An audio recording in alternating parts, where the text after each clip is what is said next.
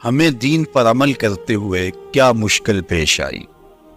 ہم تو دین کی راہوں کے مسافر ہوئے تو عزتیں پائیں، ہم نے اللہ کا نام لیا تو لوگوں نے پیار دیا، ہم نے عبادات کے طریقے اختیار کیے تو معاشرے میں شریف کہلائے۔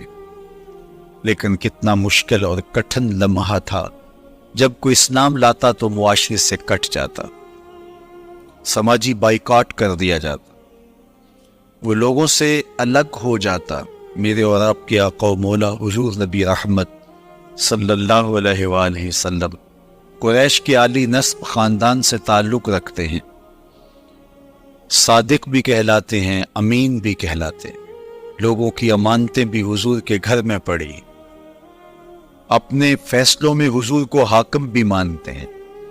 لیکن جب اللہ کی توحید کا اعلان کیا، جب لوگوں کو راہ راست اور راہ حق کی طرف بلایا تو یہ سارے مخالف ہو جاتے ہیں، حتیٰ کہ اپنے سقے عزیز بھی کتنے دل آزار جملے بولتے ہیں۔ تبًّا لک ہنالک سائر الیوم الہٰذا جمعتنا، یہ رشتے میں سکا چچا بولتا ہے۔ اللہ اکبر، مشکلیں سہی، تکلیفیں سہی، سماجی مقاطعہ ہوا، سوشل بائیکاٹ ہوا۔ شاب ابی طالب کے 3 سال کس کٹھن حالات میں حضور اور حضور کے غلاموں نے اور خاندان والوں نے کاٹے، حتیٰ کہ درختوں کے پتے کھا کھا کے گزر اوقات ہوتے تھے۔ معاہدہ لکھ کے کعبۃ اللہ کے ساتھ لٹکا دیا گیا، اور یہ اتنے سنگ دل ثابت ہوئے کہ باہر سے کوئی تجارتی قافلہ آتا جس کے پاس اغذیہ ہوتی، کھانے پینے کی اشیاء ہوتی، تو ان کو ادھر جانے نہ دیتے، مبادہ کہیں یہ خرید نہ لیں۔ ان کا خیال یہ تھا کہ یہ پھوک سے دم توڑ جائیں اور نیا دین جو لے کر کے آئے ہیں وہ شاب ابی طالب میں اس گھاٹی کے اندر ہی اپنے آخری دن پورے کرے۔ لیکن جس کو اللہ نے سر بلند کرنا ہو، عزت دینی ہو، جس دین کو پوری دنیا کے اوپر غالب ہونا تھا، اس کو کون روک سکتا تھا؟ اللہ کے محبوب علیہ الصلوۃ والسلام نے محنت، تندہی، کوشش اور کد و کاوش کے ذریعے لوگوں تک پیغام حق کا ابلاغ کیا۔ سب سے پہلے حضور کی اہلیہ حضرت سیدہ خدیجہ الکبریٰ رضی اللہ تعالی عنہا ایمان لاتی ہیں۔ حضور علیہ السلام کے قریبی دوست، گہرے دوست حضرت سیدنا ابو بکر رضی اللہ تعالی عنہ ایمان لاتے ہیں۔ حضرت علی المرتضیٰ رضی اللہ تعالیٰ عنہ اگرچہ نو عمر ہے لیکن سینے پہ ہاتھ رکھ کے کہتے ہیں جان و دل فدا کروں گا حضور آپ پہ۔ حضرت بلال حبشی اسلام لاتے ہیں، حضرت عمار ابن یاسر، حضرت سمیہ، حضرت یاسر اسلام لاتے ہیں۔ 38 لوگ ایک ایک کر کے اسلام میں داخل ہو۔ کفار تو چاہتے تھے کوئی دوسرا شخص ان کے ساتھ کھڑا نہ ہو، تو جب وہ 38 لوگ حضور کے ساتھ کھڑے ہو گئے تو ان کے لیے بڑا اذیت ناک لمحہ تھا کہ یہ تحریک جس کو ہم روکنا چاہتے ہیں یہ پھیلتی چلی جا رہی ہے، لوگ اس کے ساتھ شامل ہوتے چلے جا رہے ہیں اور لوگ ان کے لیے محبتیں اور ان کے لیے پیار پیش کرتے چلے جا رہے ہیں۔ عبداللہ ابن جدعان کے گھر کے قریب سے میرے حضور گزر رہے تھے کہ ابو جہل نے دیکھ لیا اور ہاتھ میں نوکیلا پتھر پکڑا اور حضور پہ حملہ آور ہو گیا۔ آقا کریم علیہ السلام نے کوشش کی کہ الجھاؤ پیدا نہ ہو، لیکن یہ اس بات پہ تلا ہوا تھا کہ حضور کو اذیت دے۔ اس نوکیلے پتھر سے حملہ آور ہو کے حضور کو گہرے زخم دیتا ہے، حتیٰ کہ حضور کے مبارک بدن سے خون بہنے لگ جاتا ہے۔ وہاں سے حضور سین حرم میں پہنچتے ہیں اور اللہ کے حضور سر بسجود ہو جاتے ہیں۔ حضور کے چچا حمزہ بن عبد المطلب ابھی اسلام نہیں لائے تھے، وہ شکار کھیل کے واپس آ رہے ہیں، اور جب وہ شکار کھیل کے آتے تھے تو بڑا اترا کے چلتے تھے۔ انہوں نے سنا کہ 2 لونڈیاں آپس میں بات کر رہی ہیں۔ اس کو پتا ہوتا نا کہ اس کے بھتیجے کے ساتھ کیا سلوک ہوا ہے تو یہ کبھی بھی ایسی چال نہ چلتا، اس کی ٹوری کوئی اور ہوتی۔ تو رک گئے، قدم خود بخود ٹھہر گئے، روک کے پوچھا کیا ماجرا ہوا؟ کہا تمہارے بھتیجے کو ابو جہل نے مارا ہے اور اس کے نازک بدن سے خون بہتا رہا۔ وہ خاموش تھا لیکن اس نے جان بوجھ کے زیادتی کی اس پر۔ بس غصے میں بپھر گئے۔ سین حرم کے آس پاس قریش اپنی مسجدیں جمائے بیٹھے ہوتے تھے ڈولیوں کی شکل میں۔ آج امیر حمزہ آئے اور ابو جہل کو تلاش کر کے اپنی کمان کو زور سے اس کے سر پہ مارا اور اس کا سر پھٹ گیا، اور ساتھ بولے، تم نے ہمارے بھتیجے کو لاوارث سمجھا ہے؟ اب اس کے حوالے کھڑے ہو گئے، لیکن ابو جہل بڑا کائن شخص تھا۔ اس نے سمجھا کہ یہ تو اب تنہا ہیں، لیکن لڑائی کی آگ روشن ہوگی تو بنو ہاشم بھی نکل آئیں گے، تو یہ لڑائی لمبی ہو جائے گی، تو اس کا سبب میں ہوں، قصور میرا ہے۔ اس نے کہا بس مجھ سے غلطی ہو گئی، اس طرح اس نے بات کو ٹال دیا۔ اب حضور کے چچا حضور کو ڈھونڈ رہے ہیں۔ سین حرم میں حضور علیہ السلام اللہ کے حضور سر بسجود ہیں۔ یہ پاس جا کے کھڑے ہو گئے، کہا یا ابن اخی، اے میرے بھائی کے بیٹے، اے میرے بھتیجے، لیکن حضور سر نہیں اٹھایا۔ اللہ کے حضور اپنے دکھڑے بیان کر رہے ہیں۔ اسی کسے دے کچھ نہیں لگ دے تے نہ کوئی ساڈا دردی۔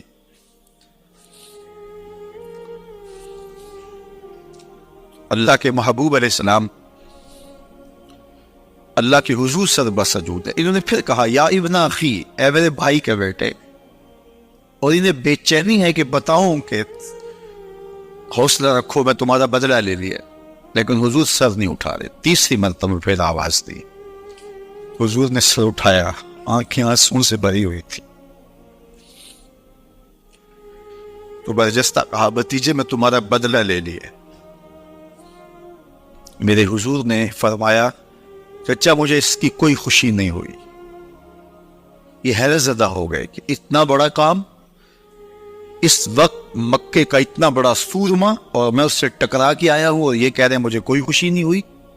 قسمت اچھی تھی۔ بولے بھتیجے تم کیسے خوش ہوتے ہو؟ کہا جس رب کو میں مانتا ہوں اس کو تم بھی مان لو۔ تو امیر حمزہ کی قسمت اچھی تھی تو آگے بڑھے اور اسلام کو قبول کر لیا۔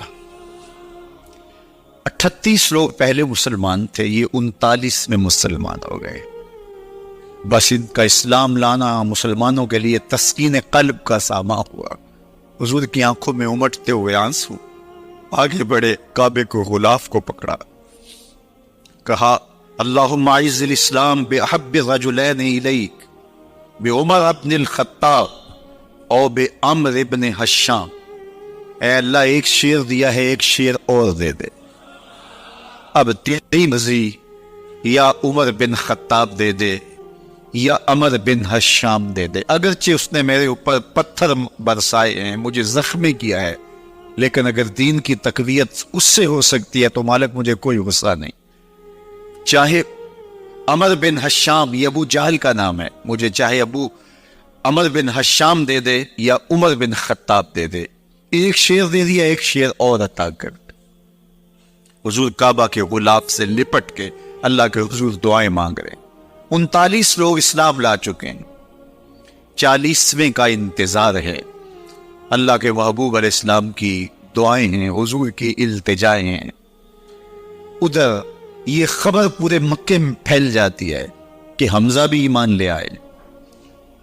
کفار پر سراسیمگی سی کیفیت پیدا ہو جاتی ہے کہ ہم تو سمجھتے تھے کہ یہ 2-4 لوگ ہیں، 10, 15, 20 لوگ جمع ہو جائیں گے، اور اس طرح کے لوگ بھی اگر ان کے ساتھ شامل ہو گئے تو ان کا راستہ نہیں روکا جا سکے گا۔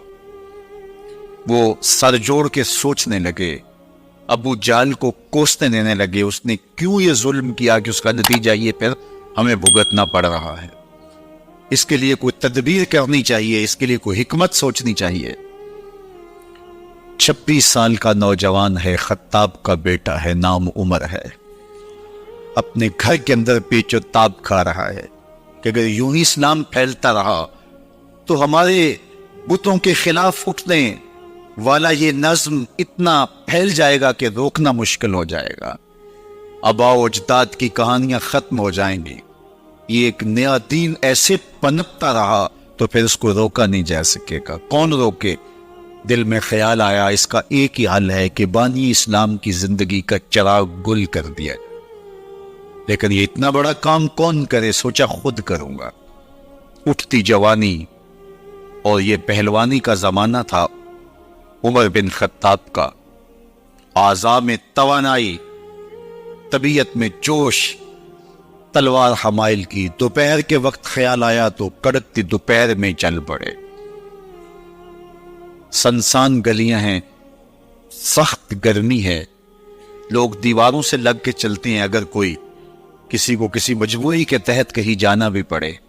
لیکن یہ مست ہاتھی کی طرح اپنے ارادے کو عملی جامہ پہنانے کے لیے گھر سے نکل پڑتے ہیں اور اس انداز سے تلوار حمائل کی ہوئے آگے بڑھ رہے ہیں.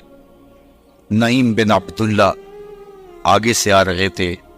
آنکھوں میں اترا ہوا نشہ دیکھا، کہانی سمجھ گئے. یہ بھی مسلمان ہو گئے تھے لیکن ابھی ایمان ظاہر نہیں کیا. کہا عمر کدھر کے ارادے ہیں؟ کہا بانی اسلام کا چراغ بجھانے جا رہا ہوں. یہ روز روز کی کہانی ختم کرنے جا رہا ہوں. آج حمزہ ایمان لائے ہیں، کل کوئی اور آ جائے گا، پھر اس تحریک کو روکنا مشکل ہو جائے گا. نعیم بن عبداللہ مسکرا کے بولے گھر کی خبر لی ہے؟ کہا کیا ہوا میرے گھر کو؟ کہا تمہاری بہن فاطمہ بھی اس محمد کی غلام بن گئی ہے، تمہارا بہنوئی سعید بن زید بھی اس کا نوکر بن گیا ہے. بس بپھر گئے. وہ جو غصہ تھا وہ ادھر منتقل ہو گیا، بہن کے گھر کا رخ کیا. جب دروازے پہ پہنچے تو اندر سے قرآن پڑھنے کی آواز آ رہی ہے. جو کہا گیا تھا، جو سنا تھا، اس کا یقین پیدا ہو گیا. زور زور سے دروازے کو کھٹکھٹانے لگے. بہن نے دیکھا کہ بھائی ہے. جو قرآن پڑھ رہا تھا اس کو چھپا دیا اور خود دروازہ کھولا. بس پیٹنا شروع کر دیا، مار مار کے سر پھوڑ دیا. خون بہ رہا ہے. جب سر پھٹ گیا تو فاطمہ بنت خطاب بولی عمر تم خطاب کے بیٹے ہو، میں بھی خطاب کی بیٹی ہوں. سن لو، محمد کا دامن نہیں چھوڑو، جو کرنا ہے کرو. جب یہ تیور دیکھے تو عمر کی حیرت انتہا کو چھو گئی. یہ کون سی قوت ہے جس نے ایک عورت کے اندر یہ جذبے رکھ دیے؟ کہا اچھا بتاؤ تم کیا پڑھ رہے تھے؟ کہا تم ناپاک ہو، تمہیں نہیں دوں گی. کہا کیسے دو گی؟ کہا پہلے غسل کرو. عمر غسل کر رہا ہے. سودا لینے کے لیے بازار گئے، ہاتھ اس کے بکے جس کے خریدار گئے. عمر غسل کر رہے ہیں. غسل کر کے باہر آئے تو بہن قرآن لے آئی. وہ کھجور کی چھالیں، وہ چمڑے کے اوپر لکھا ہوا قرآن سامنے رکھ دیا. عمر پڑھ رہے ہیں طٰہٰ ما انزلنا علیک القرآن لتشقیٰ. اے چودھری کے چاند محبوب، قرآن اس لیے نازل تو نہیں کیا تھا کہ تم مشقت میں پڑ جائے. محبوب رحمت کے دروازے کھل رہے ہیں، کرم نوازیاں ہونے والی ہیں. عمر پڑھتے گئے، آنکھوں کے بندن ٹوٹ گئے، آنسو آنے لگے، ٹپ ٹپ آنسو گرنے لگے. عمر رو رہے ہیں، بدن کانپ رہا ہے. آئے کس ارادے سے تھے، اب حالت کیا ہوئی جا رہی ہے. اپنی بہن سے کہا، بہنوئی سے کہا جس در کے تم غلام ہوئے ہو کبھی میں بھی اس در کا غلام نہیں ہو سکتا. عمر کی کہیں عمر نہ برباد ہو جائے، اسے اس چوکھٹ پہ لے چلو. کہا چلو ہم اس دہلیز پہ لے چلتے ہیں. تلوار اسی طرح حمائل کی ہوئی ہے، حضور دار ارقم میں ہے. یہ اسلام کی پہلی درس گاہ ہے، حضرت ارقم کا گھر. مسلمانوں کی تعداد بہت تھوڑی، یہاں چھپ کر کے دین سیکھتے ہیں. حضور بھی وہاں تشریف فرماتے، باقی اصحاب بھی وہاں تشریف فرماتے. حضرت میرے حمزہ بھی وہاں تھے. دروازے کی درزوں سے دیکھا کہ عمر آ رہے ہیں، تلوار بھی حمائل کی ہوئی. صحابہ نے کہا عمر آ رہے ہیں. میرے حمزہ نے کہا کوئی پرواہ نہیں، آنے دو. اچھا ارادہ ہوا تو خوش آمدید کہیں گے، ارادہ اچھا نہ ہوا اس کی تلوار سے گردن کاٹوں گا. اللہ اکبر. جب دروازہ کھولا تو دو صحابہ نے بازوں سے پکڑ لیا، کندھوں سے. حضور نے فرمایا کندھے چھوڑ دو. کندھے چھوڑ دیے گئے. آقا کریم علیہ الصلوۃ والسلام نے ان کے گلے کے اندر جو کپڑا تھا اس کو پکڑ کے جھٹکا دیا. اسلم عمر، عمر اسلام لاؤ. اللہ اکبر. اور ساتھ حضور نے حضرت عمر کے دل پہ ہاتھ رکھے، اللہم اہد قلبہ، اللہ عمر کے دل میں ہدایت ڈال دے. بس یہ جملہ کہنے کی دیر تھی اور حضور کا ہاتھ پھیرنے کی دیر تھی، اندر سے کفر دھلتا چلا گیا۔ اور عمر نے کہا اشہد ان لا الہ الا اللہ واشہد انک رسول اللہ۔ جب یہ پڑا کلمہ تو حضور کی زبان سے بے ساختہ نکلا اللہ اکبر، اور صحابہ نے بھی اللہ اکبر کہا، اور اس زور سے کہا کہ مکے کی گلیاں گونجنے لگی۔ اب عمر ایمان لانے کے بعد حضور کی خدمت میں حاضر ہو کے عرض کرتے ہیں حضور کیا ہم حق پہ نہیں ہیں؟ فرمایا ہم حق پہ ہیں۔ کہ اللہ کا دین سچا نہیں ہے؟ فرمایا اللہ کا دین سچا ہے۔ کہا کہ آپ اللہ کے سچے نبی نہیں ہیں؟ فرمایا میں اللہ کا سچا نبی ہوں۔ تو فرمایا پھر ہم چھپ کے نماز کیوں پڑھیں؟ کہا کہ عمر تم جانتے ہو حکمت ہے، اتنے جو ہے وہ ہماری تعداد نہیں ہے، اور کفار کا جور و ظلم و ستم۔ عرض کی حضور ہم کعبۃ اللہ میں جا کے نماز پڑھیں گے۔ مسلمانوں کی دو صفیں بن گئی، ایک صف کی قیادت امیر حمزہ کر رہے ہیں، ایک صف کی قیادت حضرت فاروق اعظم کر رہے ہیں، درمیان میں حضور چل رہے ہیں، اور روایات میں آتا ہے حضرت عمر چلتے جاتے ہیں اور ساتھ لا الہ الا اللہ پڑھتے چلے جا رہے ہیں۔ اور پھر جا کے وہاں پہنچے تو وہاں جو صنادید قریش تھے ان پر سختہ طاری ہو گیا۔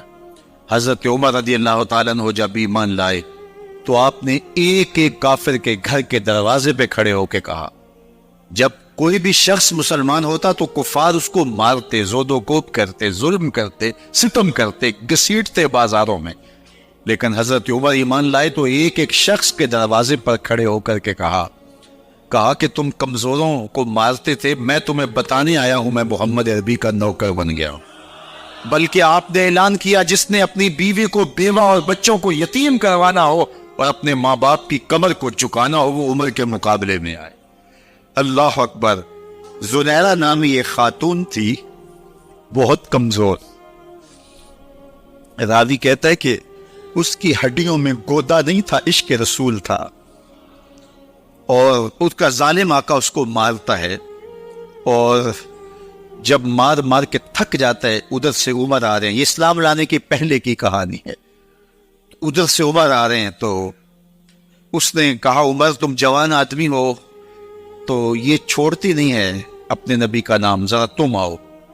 عمر کوڑا پکڑ لیتے اسے مارتے ہیں، مارتے مارتے تھک جاتے ہیں تو پانی پینے لگتے ہیں، تو کہتے ہیں مجھے تیرے پہ ترس نہیں آیا لیکن میں ذرا پانی پینے لگا ہوں، اور پھر گلے کے اندر کپ ڈال کر کے کوڑا اس کی رسی کو بل دیتے ہیں اور اس کی آنکھیں باہر نکل آتی ہیں، اور کہتے ہیں بلا اپنے نبی کو جو تیری آنکھوں کی بینائی واپس کرے۔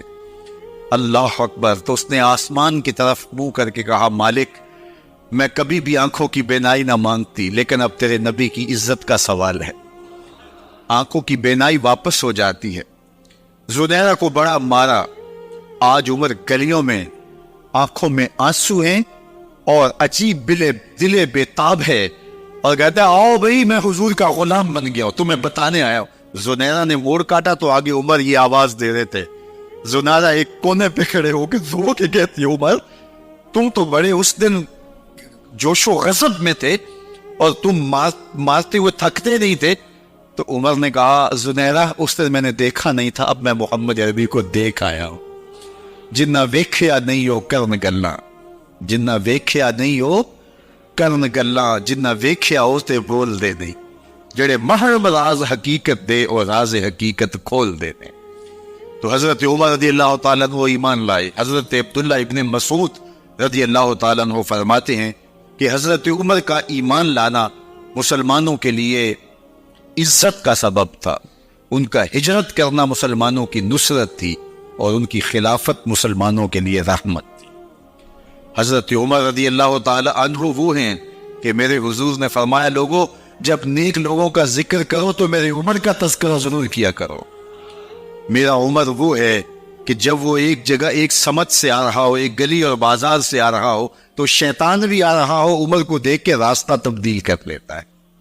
حضرت عمر رضی اللہ تعالی عنہ کی طبیعت کے اندر جو جاہ و جلال تھا، طبیعت کے اندر جو سختی تھی، وہ اسلام کے اندر آ کر بھی قائم رہی، اور آپ نے وہی سختی، وہی جاہ و جلال جو پہلے مسلمانوں کے خلاف تھا، اب کفار کے خلاف، منافقین کے خلاف حضرت عمر کی طبیعت کے اندر وہ جوش و خروش بدستور موجود رہا، لیکن جس دن آپ خلیفہ بنے تو اس دن آپ نے ممبر پہ چڑھ کے جو خطبہ دیا اس میں کہا، لوگوں میں سخت اس لیے تھا کہ رسول اللہ نرم تھے، پھر میں سخت اس لیے تھا کہ حضرت ابوبکر صدیق نرم تھے، اب میں تخت خلافت میں بیٹھا ہوں، اب میری سختی جو ہے وہ نرمی میں تبدیل ہو گئی، صرف فاسقوں فاجروں اور باغیوں کے لیے میں سخت ہوں، باقی تمہارے لیے نرم۔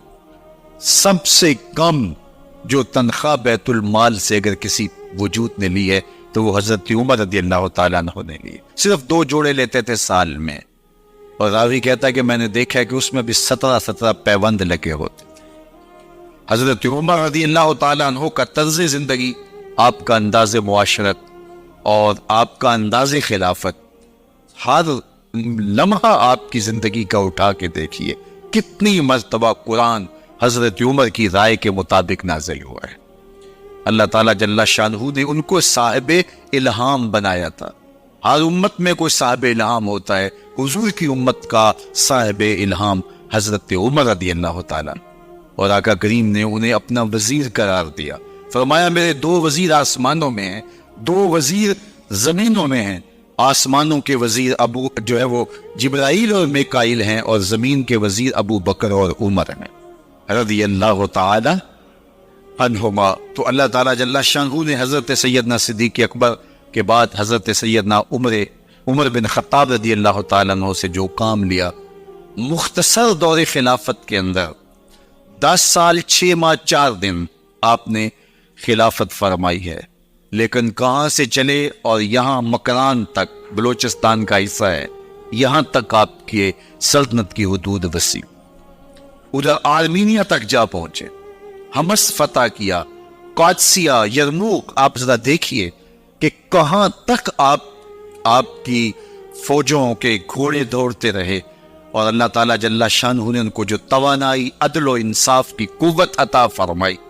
اللہ اکبر، جب زمین پہ عدل کیا ہو تو زمین بھی حکم مانتی ہے، اور حضرت عمر وہ تھے جن کا حکم ہوائیں بھی مانتی تھی، زمین بھی مانتی تھی، جن کا حکم جو ہے وہ آگ بھی تسلیم کرتی تھی اور دریا بھی ان کا حکم مانا کرتے تھے۔ مصر کے اندر رسم بد جاری تھی، یہ رسم بد جاری تھی کہ سال کے بعد 1-2 شیزہ کو زیورات پہنا کے اچھے لباس میں ملبوس کر کے دریا کی بھیڑ چڑھایا جاتا، اس کی قربانی دی جاتی، اس کا خون بہتا تو دریا چلتا۔ جب اسلام مسلمانوں نے مصر فتح کیا تو گورنر نے لکھا کہ اسلام تو اس طرح کی رسوم کی اجازت نہیں دیتا، لیکن خشک سالی ہے، لوگوں کی فصلیں ویران پڑی ہے، تو حضرت کیا کیا جائے؟ تو حضرت عمر رضی اللہ تعالیٰ عنہ کو جب قاصد آ کے پیغام دیتا ہے تو کاغذ کے ٹکڑے پہ لکھتے ہیں بسم اللہ الرحمن الرحیم، مصر کے نیل کی جانب عمر کا خط، لکھتے ہیں اے نیل اگر تو اللہ کے حکم سے چلا کرتا ہے تو چل، ورنہ ہمیں تیرے چلنے کی کوئی حاجت نہیں۔ اور قاصد کو کہا یہ خط لو جاؤ اور جا کے دریائے نیل میں پھینک دو۔ قاصد جا کے خط دریائے نیل میں پھینک دیتا ہے، پانی آتا ہے، ایسا دریائے نیل چلا 14 صدیاں ہوئی ہیں آج تک کبھی بند ہی نہیں ہوا۔ دریا حکم مانتے ہیں، آگ نکلتی ہے، لوگ حضرت عمر رضی اللہ تعالی عنہ کے پاس آئے، حضرت لاوا پھوٹا ہے، آگ نکل رہی ہے اور مدینے کی طرف بڑھ رہی ہے، اب کیا کیا جائے؟ فائر بریگیڈ تو زمانے میں تھی نہیں۔ عمر نے اپنی قمیض اتاری، جس قمیض پہ 17 پیوند لگے ہوئے تھے چمڑے کے، کہا یہ قمیض لے جاؤ، جدھر آگ بڑھ رہی ہے آگے ڈھالنا، آگ پیچھے بھاگ جائے گی۔ زلزلہ آتا ہے تو زمین پہ توڑا مارتے ہیں، زمین رک جا، کیا عمر نے تیری چھاتی پہ عدل نہیں دیا؟ تو یہ عمر ہے رضی اللہ تعالی عنہ کہ جن کے انصاف کی وجہ سے، جن کے عدل کی وجہ سے اللہ تعالیٰ کی رحمات اور اس کی برکات کا نزول ہوتا تھا، اور اللہ تعالیٰ نے مسلمانوں کو وہ آبرومند حکومت دی۔ کائنات کی تاریخ کے اندر ایسی حکومت آپ نے نہیں دیکھی ہوگی جو حضرت عمر نے حکومت کی ہے۔ اللہ اکبر، فرمایا فرات کے کنارے پہ ایک کتا بھی پیاسا مر گیا تو اس کا حساب بھی عمر سے ہوگا۔ جب اتنے علاقے فتح ہو گئے تو ایک دن حضرت عمر بیٹھ کے رو رہے تھے، تو کسی نے کہا حضرت رو کیوں رہے ہیں؟ فرمایا کہ میں اس لیے رو رہا ہوں کہ فلاں پل سے بکریاں گزری ہیں، تو پل کے اندر شکستگی تھی، ٹوٹا ہوا تھا پل درمیان میں کچھ، اس میں ایک بکری کی ٹانگ ٹوٹ گئی ہے، تو میں ڈرتا ہوں کہیں اس کا حساب نہ لیا جائے کہ میرا رب یہ نہ پوچھے کہ عمر تو نے پل صحیح تعمیر نہیں کروائے تھے کہ ایک بکری کی ٹانگ کیوں ٹوٹی ہے۔ یہ ہیں حضرت عمر رضی اللہ تعالی عنہ۔ اللہ اکبر۔ حضرت سیدنا عمر رضی اللہ تعالیٰ عنہ کی پوری زندگی آپ دیکھ لیجیے۔ آپ دن کو گھر میں بیٹھتے ہیں، درباری خلافت میں بیٹھتے ہیں، اور آپ کا درباری خلافت کیا ہے؟ کوئی عالی نصب محل نہیں ہے، مسجد نبوی کا صحن ہے، وہاں بیٹھ کے فیصلے ہو رہے ہیں۔ باہر سے سفیر آتا ہے اور آ کے پوچھتا ہے کہ میں امیر المومنین کے، مسلمانوں کے حکمران کے دارالامارہ میں محل میں جانا ہے، تو مسکرا کے کہتے ہیں ہمارے امیر کا تو کوئی محل نہیں ہے۔ کہا کہاں ہے تمہارا امیر؟ کہا مسجد نبوی میں ہوگا یا بیت المال کے اونٹوں کی دیکھ بھالی کر رہا ہوگا، ان کی دیکھ بھال میں لگا ہوگا۔ وہ جب گئے تو مسجد میں نہیں ہے، اللہ اکبر، وہاں گئے تو وہاں بھی نہیں ہے۔ پھر کیا دیکھتے ہیں کہ عمر رضی اللہ تعالی عنہ جنت البقیع کے پاس ایک درخت کے نیچے اینٹ کا سرانہ رکھ کے سوئے ہوئے۔ تو اس نے کہا عمر تو نے عدل کیا ہے، تجھے کچی اینٹ پہ بھی نیند آ گئی۔ ہمارے حکمرانوں نے انصاف نہیں کیا، اور وہ بند اور محفوظ قبروں کے اندر بھی سکون اور چین کی نیند نہیں سو سکتے۔ حضرت سیدنا عمر رضی اللہ تعالیٰ عنہ نے اس طرح ان امور سلطنت نبھائے۔ آپ دن کو لوگوں کی دیکھ بھالی کرتے، لوگوں کی ضروریات سنتے سمجھتے، اور جب رات پڑتی لوگ سو جاتے، عمر مدینے کی گلیوں میں بہراتے تھے۔ کائنات نے کوئی ایسا بھی حکمران دیکھا ہوگا؟ اللہ اکبر۔ وہ مجاہد جو مختلف محاذات پہ گئے ہوئے ہوتے، ان کے گھروں کی دیکھ بھالی کرتے، ان کی ضروریات کا خیال رکھتے، ان کی آبرو کا پہرا دیتے۔ راتوں کی تنہائیوں کے اندر حضرت عمر اٹھتے اور جا کے گشت کرتے، چکر لگاتے، دیکھتے کوئی آنکھ پر نم نہ ہو، مفلسی کا کسی گھر میں ماتم نہ ہو، لوگوں کی ضروریات کا خیال رکھتے۔ اللہ اکبر۔ ایک دن حضرت عمر رضی اللہ تعالیٰ عنہ ایک گھر کے قریب سے گزرے، گھر سے دھواں نکل رہا تھا، سوچا کوئی مہمان ہوگا، گزر گئے۔ تھوڑی دیر کے بعد پھر دوبارہ اس گلی سے گزر ہوا تو پھر دھواں نکل رہا تھا، پھر گزر گئے۔ 2 گھنٹے کے بعد پھر دوبارہ ادھر سے گزران ہوا تو پھر دھواں نکل رہا تھا۔ رات کا پچھلا پہر ابھی تک گھر سے دھواں نکل رہا ہے۔ عمر رضی اللہ تعالیٰ عنہ نے دروازے کو کھٹکھٹایا، اندر سے خاتون کی آواز ہے، اس وقت کون ہے؟ کہا ایک مسافر ہوں، پوچھنا چاہتا ہوں تمہارے گھر سے دھواں کیوں نکل رہا ہے رات کی اس پہر؟ کہا تمہیں اس سے کیا غرض؟ کہا نہیں مجھے تشویش ہوئی ہے۔ تو اس نے کہا عمر کی جان کو رو رہی ہوں۔ حضرت عمر رضی اللہ تعالیٰ عنہ نے کہا کیا ہوا؟ کہا کہ کھانے کے لیے گھر کچھ نہیں ہے، بچے ضد کر رہے ہیں، ہنڈیا کے اندر پتھر ڈال کر کے میں نیچے سے آگ دیے جا رہی ہوں، بچوں کہتے ہیں تھوڑی دیر ہے تھوڑی دیر ہے، کہ بچے تھک کے سو جائیں گے انتظار کر کے، تو کچھ ہو تو پکے، اور بچے ہیں بھوک سے، شدت بھوک کی وجہ سے سو بھی نہیں رہے، اور میں یہاں بیٹھے عمر کی جان رو رہی۔ حضرت عمر رضی اللہ تعالیٰ عنہ واپس آئے، گھی کا کنستر اٹھایا، آٹے کی بوری لی اور ساز و سامان لیا۔ خادم تھا آپ کا اسلم بیت المال میں، اس نے حضرت یہ سب کچھ میں اٹھا لیتا ہوں۔ کہا حشر کے دن میرا بوجھ اٹھاؤ گے؟ کہا نہیں وہ تو آپ کو اٹھانا ہوگا۔ کہا عمر کو آج خود ہی اٹھانے تو، اور اٹھا کے ان کے گھر آئے، اور گھر آ کے ان کو سب کچھ دیا۔ اور پھر اس کے بعد جب کھانا تیار ہوا، بلکہ روایت میں آتا ہے کہ جب آگ جلا رہی تھی تو عمر جھک کے چولہے میں پھونکے مار رہے تھے۔ اللہ اکبر۔ اس خاتون کو نہیں پتا کہ یہ کون ہے، یہ کوئی اجنبی مسافر ہے، میری مدد کر رہا ہے۔ پھر بچے جو ہے وہ جب کھانا کھا کے خوش ہوئے تو حضرت عمر رضی اللہ تعالیٰ عنہ نے دل میں سوچا اور کہا عمر جس طرح تو نے بچوں کو رلایا ہے آج ان بچوں کو ہنساؤ بھی۔ تو بچے بیٹھے ہیں تو عمر کبھی ادھر جاتے ہیں کبھی ادھر جاتے ہیں، جس طرح بچوں کو کھلانے کے لیے جو ہے وہ گھٹنوں کے بل اور ہاتھوں کے بل لوگ چلتے ہیں، حضرت عمر یوں چلتے ہیں اور وہ بچے مسکراتے ہیں۔